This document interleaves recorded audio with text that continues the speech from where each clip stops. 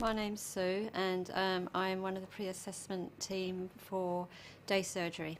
If somebody comes to the hospital and it's decided that they need surgery that can be carried out within the day surgery unit, we do their pre-assessment to make sure they're actually suitable for day surgery and carry out any pre-operative tests that might be required, such as an ECG, which is an echocardiograph, which looks at the electrical activity of the heart. When I left school, in my era, girls, 99% of us, went to work in the city of London, West End, as in offices. You did typing, you did shorthand, and that's where our paths went. And I did that for a couple of years. Then I got married and had kids, and then I did lots of part-time jobs.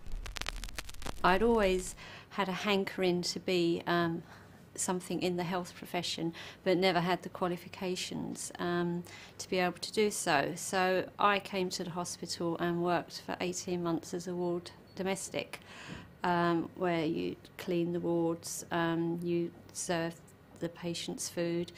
And after about 18 months, the ward sister asked me to come and work for her as an auxiliary nurse.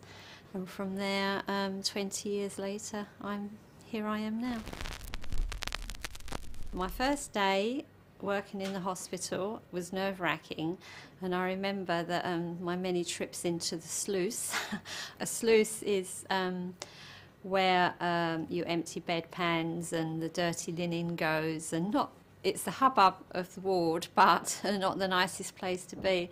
And my memories of the first day was that I didn't actually eat anything all day.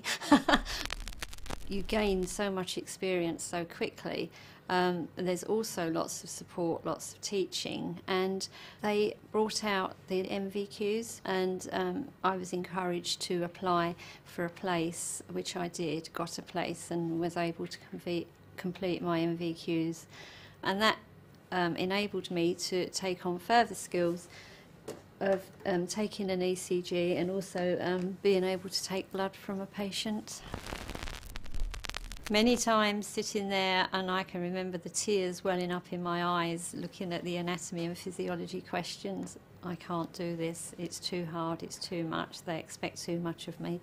But I just wanted to achieve it. I wanted to be able to do the extra skills that went with the job, and I think just to prove to myself that actually I could do it and to achieve something that I'd never had before. We have a manager who has been my manager for many, many years, and she laughs that I follow her around the hospital, but she's always been a great sense of support and encouraged me. And she wrote me a lovely letter telling me how proud she was of me and what a credit I was and a role model to people to follow in my path. And when I actually went to receive my MVQ award certificate, she came to see me receive it, and that was a very proud moment that she thought enough of me to come and do that.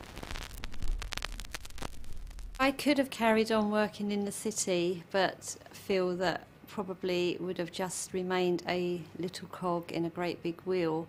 The job I do now, I've excelled, I think, or shone as a little star within the NHS.